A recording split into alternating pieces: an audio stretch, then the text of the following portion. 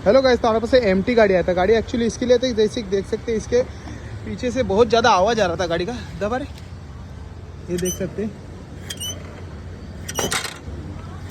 और हम लोग अब इसको गाड़ी को ओपन करेंगे पीछे से और बताएंगे एक्चुअल में इसके प्रॉब्लम क्या था।